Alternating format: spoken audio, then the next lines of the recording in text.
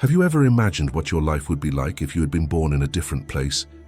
We often think, man, if I were an heir, if my parents were rich, if I had been born in country X. But what if I told you that there is a man who was born in an extremely poor place, was sold into slavery and was sent to a country and a culture completely different from the one he was born into, but even so, he broke all the statistics of the time and became one of the most respected samurai of the Sengoku period. His name, Yasuke, the Black Samurai. But before I tell you this story of discipline and overcoming adversity, I invite you to subscribe to the channel, like this video, and turn on the notification bell so you don't miss future content.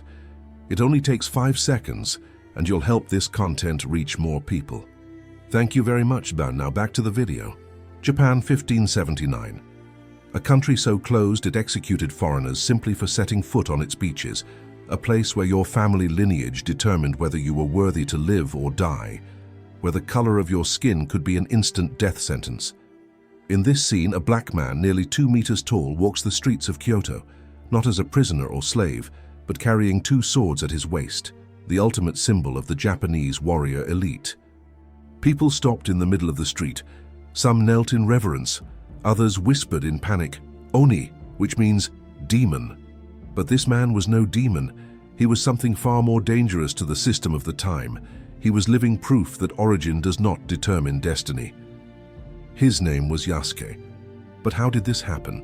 How did a slave become a member of the world's most closed-off elite? That's what we're going to explain now. Chapter 1. The Journey of the Impossible. The story begins in the worst possible way, on the coast of East Africa, probably Mozambique. A young man is torn from his land, his family, his identity, sold as merchandise, chained in the hold of a slave ship, intended to be owned for life. This young man would become Yasuke, but that wasn't even his real name. His real name died along with his freedom on that ship. During months of brutal sea crossing, while other slaves fell ill, went mad, or died, something extraordinary was happening to this young African man. He was watching, studying, memorizing every movement of the sailors, every word in Portuguese, every gesture of the merchants. Do you know what Yasuke's first act of discipline was? It wasn't physical. It was mental. While others gave in to despair, he chose to use suffering as a university. He arrived in Japan as the property of Jesuit missionary Alessandro Valignano, just another servant in a country that despised foreigners. But Yasuke had a plan that even he didn't know about yet. Do you know the difference between an ordinary person and an extraordinary person? An ordinary person sees obstacles and gives up.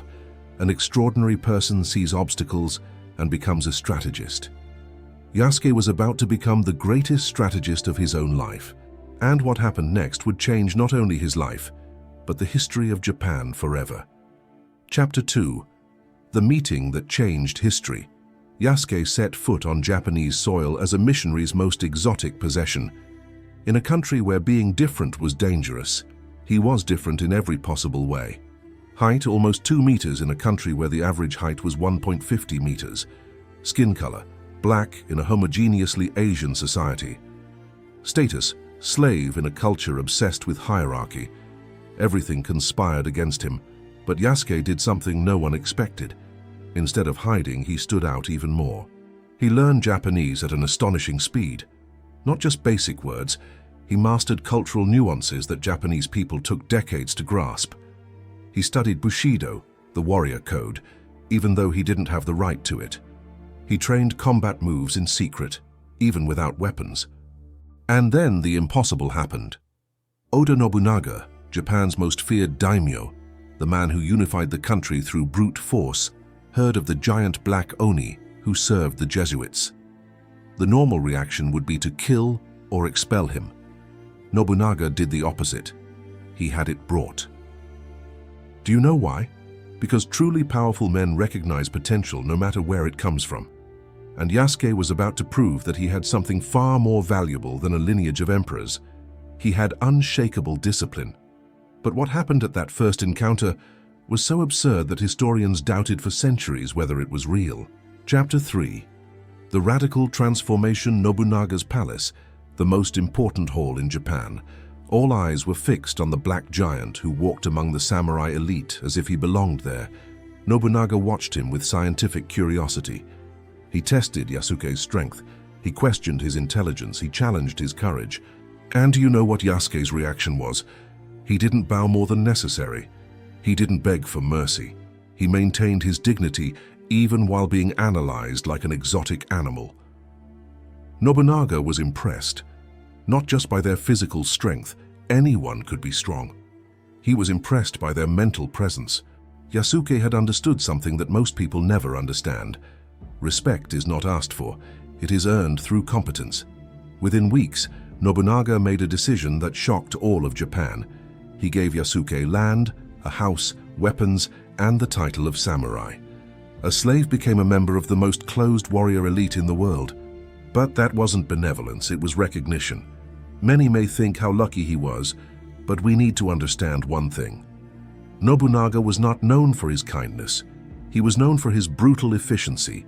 He only invested in those who could return value.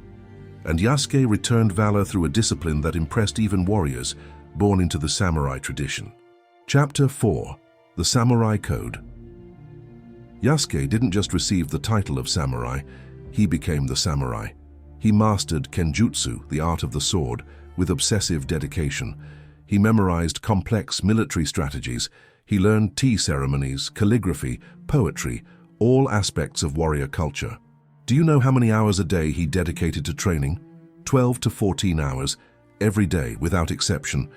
We often want to achieve incredible goals by dedicating just 1 to 2 hours a day.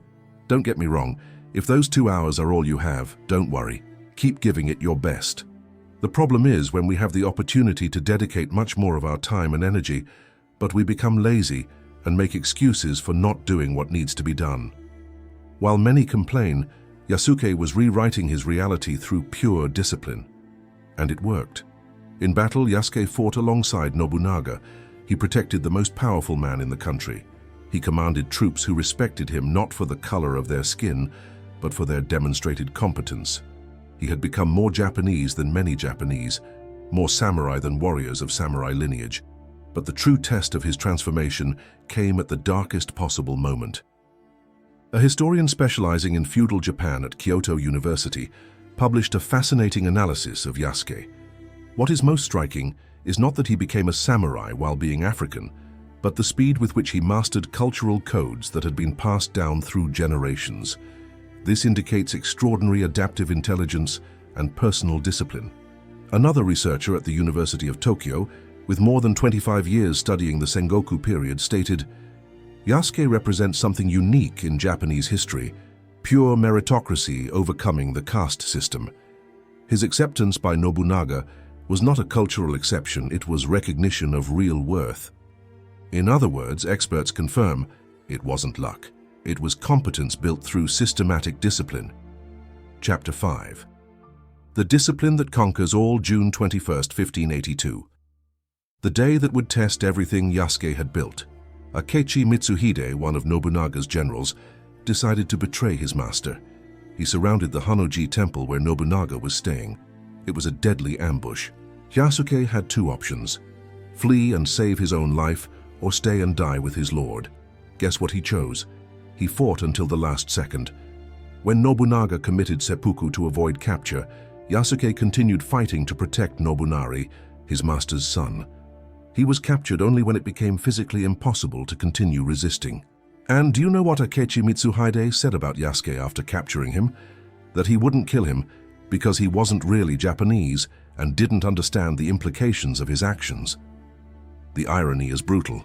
Mitsuhide was afraid to execute Yasuke, afraid of creating a martyr, because Yasuke had become so respected that killing him would be politically dangerous. A former slave had become politically untouchable through discipline. How many people do you know who have achieved this?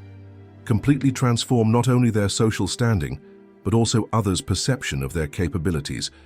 And here we come to the most important part of the story. What does this mean for you today? Yasuke disappeared from historical records after 1582. No one knows exactly what happened to him. Some say he returned to Africa. Others say he became a ronin, a masterless samurai. But do you know what the most interesting theory from a Harvard University anthropologist is? That Yasuke may have founded his own martial arts school, transmitting African techniques adapted to Japanese Bushido. Imagine, a man who started out as a slave, potentially influencing generations of Japanese warriors. This is the power of discipline taken to the extreme. Chapter 6. Lessons for today. Now comes the important question. What does Yasuke's story teach us about your life today? Lesson 1. Disciplined adaptability. Yasuke didn't remain stuck in what he was. He molded himself into what he needed to be. This isn't a betrayal of his own identity, it's a strategic evolution. If you want to grow, you need to learn the codes of the environment you want to reach. Language, networking, technical skills, even dress code. Yasuke did this in the 16th century without the internet. You have fewer excuses. Lesson 2. Presence over provenance. Nobunaga was interested in what Yasuke could do, not where he came from. Competence speaks louder than biography. Stop starting conversations by explaining your limitations. I'm not trained, but I'm no expert, but Yasuke never apologized for existing. Lesson 3. Invisible discipline. The world saw only the result, a black samurai. Few saw the 14 hours a day of training, studying, and cultural adaptation. Success isn't an event, it's a system. Build daily routines for improvement, even when no one's looking. Especially when no one's looking. If Yasuke managed to become a samurai in feudal Japan as an African slave, what is his excuse for not achieving his goals in the 21st century? But there is one final lesson that can change your life today. Yasuke's most powerful lesson isn't about samurai or feudal Japan. It's about a universal truth. Discipline transforms any origin into any destiny. Yasuke taught us that the universe doesn't care about your history. It cares about your discipline. It doesn't matter if you were born rich or poor, white or black, male or female, in the countryside or the capital. What matters is your willingness to discipline yourself toward what you want to become. 5 years from now, do you want to be remembered as someone who came from a difficult background, or as someone who used discipline to completely rewrite their story? The choice is yours. The time is now. I know there's a lot of injustice in the world, but complaining won't change the world. We need to adapt and overcome. If you liked this video, I invite you to subscribe to the channel and activate the bell so you don't miss future videos. And leave a comment below to help the channel's engagement. It could even be a cake recipe. Just kidding. I also invite you to watch this video that is appearing on your screen, in which we talk about how to reach the most frightening level of discipline. Remember, discipline is not punishment, it's freedom. Thank you very much for your attention. See you in the next video.